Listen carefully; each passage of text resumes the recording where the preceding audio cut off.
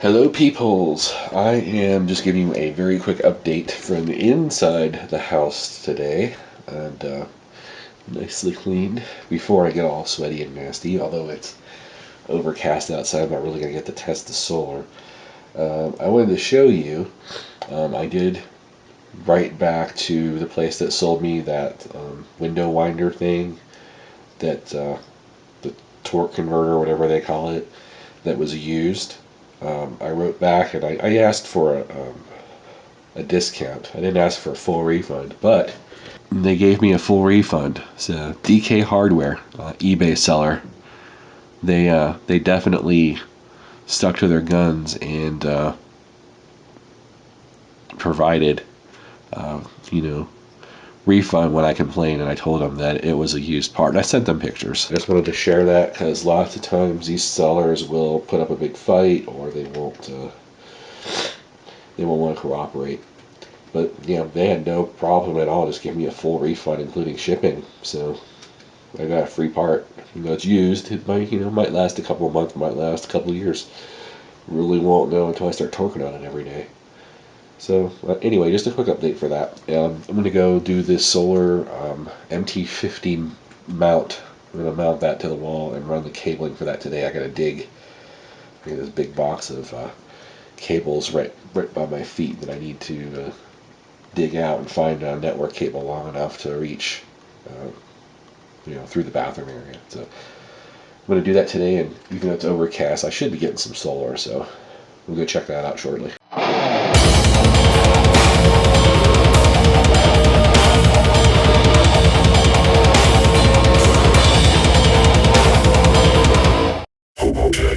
You can see panels are putting out 140 watts right now, and what was actually I was kind of put off because just a minute ago it was reading like 60 or 70 watts, and I'm like, the sun, it's like 2 o'clock, sun is straight ahead, it is overcast, but it's not too bad, and you see how it's ticking down. Now the reason is, and I didn't even realize that it does this, the panels only put out as much as can be absorbed by your batteries. Basically, my batteries are being topped off. They're pretty much guessing almost full. I can't tell because I reset the thing. But all I had to do is add some load. I turned the air conditioner on, turned the fan on, it went from 60 watts to 140 watts in like 30 seconds. So you can see right now they're 14.5 volts, which is telling it that it's pretty much charging, right? Let me try an experiment here. See, it's down to 120 watts already. Let's go ahead and shut off the solar. Technically it should say that this system's charged, but yeah, it just did. It says that, I guess the solar in the last couple of hours took my battery from 50-something percent to 100%, and now it's fully charged. That's pretty awesome. Okay, it's ticking down to a more normal voltage. I mean, now it's kind of getting worried there because it's the solar charger, for whatever reason.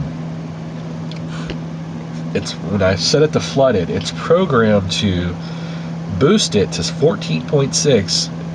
Everything else I have charges at 14.4, so I don't know why that's 14.6, but I mean, that's their default. They're a solar company, they should know their batteries, right? The AGM also 14.6, but actually the flooded goes up to 14.8. So I'm like, wow, that seems like a lot of extra voltage going into the system. I hope it doesn't fry any of my 12-volt devices. So it's still, even under a little bit of a load, it's still, so there we go. The 12.8 would be considered fully charged for a lead-acid battery. Let's see. Remember, I have the solar completely disconnected right now. What it should do after letting it sit for an hour is level off at a reasonable voltage, like 12.7, 12.8. I did desulfate the crap out of that battery. I did just add water to it yesterday. it's probably brought way back to life now after all the abuse that I've given it the last month, because I've been using just that house battery that came with the van. It's at Exceed 26 something 80 amp hour. I just keep it on number 2 because there's really no reason to while I'm sitting here in the driveway, use up the cycles in my good batteries. You know, I should just be using the cycles in my old flooded battery, which, like I said, can take a lot more abuse than a sealed AGM. AGMs are a little bit more delicate when it comes to charging, but they put out a lot more power per cubic inch of space. So, and also they're maintenance free, of course. So, okay, it looks like it's dropped to 12.9. It's definitely considered charged right now, so I'd have to say that my system is completely topped up. It's kind of crazy that the solar did that in just a couple of hours. So, that's good to know. Now, I'm really curious how quickly it would top up my other batteries if I would kill them. I might have to test that. Run the air conditioner for an hour. That'd really do the job. Okay, yeah, it's ticking down to 12.8. And by the way, I did calibrate this to read the proper voltage. It was reading a little bit too high. So anybody who gets the trimetric 2030 RV, they do tell you that it's calibrated from the factory. I used an actual multimeter to see how much voltage was coming into the system, and I measured it from over here and not over there because I wanted to compensate for the distance of the wire, right? So that was reading, the trimetric was reading 0.1 volts too high. It was almost exactly 0.1 too high. And I checked it with not only my multimeter, but this meter too. And I found that the multimeter and that meter are within 0.05 volts of each other. So they're pretty damn accurate enough when you're dealing with lead acid batteries. So I trust these two compared to what the trimetric was, because it is an electronic device that needed to be calibrated. So I just adjusted the voltage down a little bit. Now I noticed that the Renogy is doing the same thing. It's reading a slightly higher voltage than it should be, but then again, it is hooked to my batteries and hooked to solar, so it's kind of getting itself confused. I'm going to put the solar back on. Got to suck up as much sun as I can while it's still out. But that also means that I can plug all my stuff in and use up the solar that can't go into the batteries, right? So if I put a load, just use up power so that the solar, so it doesn't drain later, basically. That's a pretty cool idea. Wow, 10 amps. That's pretty cool. Let's see how many watts that is. I hate trying to do it in my head. Call me lazy. There we go. See, now that's making use of the solar. Make use of the peak amount of power during the day, and then just take that message to heart if you have solar. Once your batteries are topped up, you may as well go ahead and start using power until the sun goes down, because your solar panels they're going to cut the voltage like mine did. It said 60 watts, and I'm like, there's no way it's only doing 60 watts this time of day. Not realizing my batteries were already charged. So, very awesome. Glad that it's working. All I'm going to do now is run the cabling, which that's going to be fun. So, I'm going to get busy on that, and we'll check in later. Howdy peepholes. I do have the solar install 100% complete, and here it is. The sun is about ready to set, so yeah, of course I'm only getting a couple of watts. But it was cranking up to almost in 150 range today, and it was overcast, so I'm assuming on a bright sunny day I might hit 180, 190 watts, which is great. And today's been a busy day. I got my new Renogy bits in. Didn't get my lithium drill set because I was really hoping to use that today instead of the damn corded drill, because that's just such a pain in the ass. But no, it didn't come in today. It'll come in tomorrow when I don't need it. I'm probably done drilling holes in this thing, but I do need the lithium drill for future repairs and modifications. So, what I did was I ran the Ethernet cable. It's just one that I had from the house. Ran it under, across, up the wall, there, then down. I had to basically drill out that hole, make it twice as big, so that I could put, oh yeah, the Ethernet cable for this went up to here, and I just had to drill a new hole for that. I have two new USB cables, this one and this one, that I'm running to the back. I have an Amazon Basics USB 3 hub, which I just installed today. It's just connected to the mini PC, and no, this is not permanently mounted yet. Basically, I'm going to have to get my PC in here with the power supply, with the UPS instead of this, and see what kind of room I got, what I can put where before I start tying anything down. So I have two powered USB cables going to the back, and I'll tell you why. Now, this is not my permanent solution, but I do have a webcam on this one up under here, up under the thing so it gets past the screen. Basically a backup camera.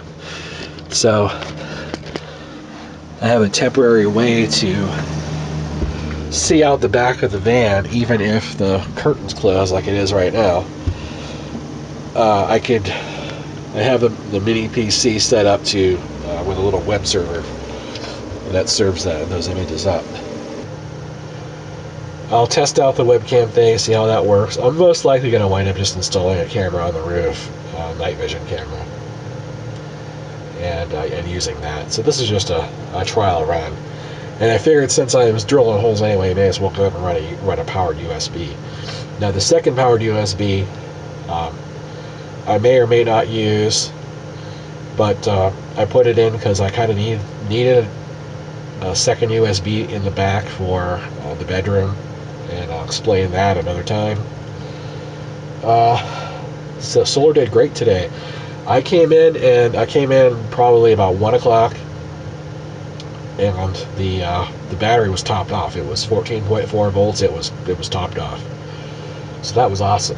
I've been running music, fans, the computer monitor you can see right now, the little mini PC, webcams. I've just been really cranking up the juice today, and I am at 95% full. So literally the solar kept me topped off all day until just the last probably 30 minutes or so, where I finally used more than was coming in. I was trying not to be frugal by any means. I was just using power to use it, because it's going to be fully charged again by the time I get in here tomorrow. I get in here tomorrow like noon, it's already going to be topped off. So that's just so crazy to think that I'm getting free power from the sun. I've known about solar for 10 years, 15 years, and it's the first time I've actually got to really use it, and it's really damn cool, I must admit. It's worth the investment. It's not even that expensive. I think my entire system, and I'm using top-of-the-line stuff, top-of-the-line controller, good name brand solar panels. I got all the name brand cables, the high gauge, the biggest gauge cables I could get for the panels, and run into the battery, the biggest cables they sold, because I'm running in parallel. I knew it was going to, I'd have more amps coming through and less volts. And I think the thing, all said and done, shipped to my door, including tax, was like $500. Maybe like $525 or something. So for complete top-of-the-line 200-watt solar system with an MPPT controller that I can plug into my laptop, and including the MT-50, which this is Renogy's top of the line module controller monitor thingy. I think I just call it a monitor. I saw their MT-1 and MT-5 that was used for the other controllers, and they got garbage ratings. They look like cheap crap. This is the only one I saw that I love the backlighting, by the way, because that's such an energy efficient way to light up something at night. Like that display probably takes a half a watt of power. Just for the display to shine takes a half a watt of power. That takes like probably a tenth of a watt, if that, for that backlight. And that's really cool. I wish more people doing this kind of stuff, more companies doing this kind of stuff, put a little more effort in and use the backlight instead of these LED, they call them tube lights.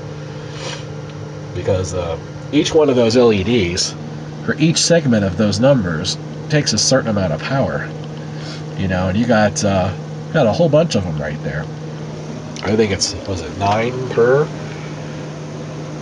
9, then you got the decimals and the minus. So you got like 30 LEDs lighting up to show you how much power you're using when you can just use a backlight and an LCD screen. We all know that from using our mobile phones, that's the most power efficient way to have a display. So kudos to Renogy on the MT-50. If they can only get their cheaper offerings to be a little more quality, that would be great. But of course, they get people like me that see that and just spend the extra money to get the better stuff. I really like the Commander. I did get the 20 amp version. I didn't get the 40 amp because I didn't need it. I got the 20 amp version. I got all their pro wiring and everything. I got it all in there. The only thing I used to myself was my network cable, and that doesn't count. Even that's Cat 6. I don't own anything that's not Cat 5e or Cat 6. I made a gigabit conversion in my house 15 years ago, so every cable I have was Cat 5e or Cat 6 because my whole house is wired for gigabit. So, speaking of gigabit, the SOHO Mark III PEPWAVE router is a gigabit router. The mini PC has a gigabit port. My PC has a gigabit port, so everything is going to be gigabit in here. Gigabit and wireless AC. With the exception, of course, of my small devices, which don't support AC. They will support N, which is fine. But it's going to be a fast network, and I should be able to actually get some real work done in here once I'm on the road. I'll be able to edit, upload videos, and actually probably do a part or even full-time job on the road, so we'll see. Anyway, that's probably been my minute. That's it for today. Till next time. Hey, thank you for watching our video. If you liked it, be sure to subscribe, share, and like. And we'll see you guys next time. Say hi, Ernie.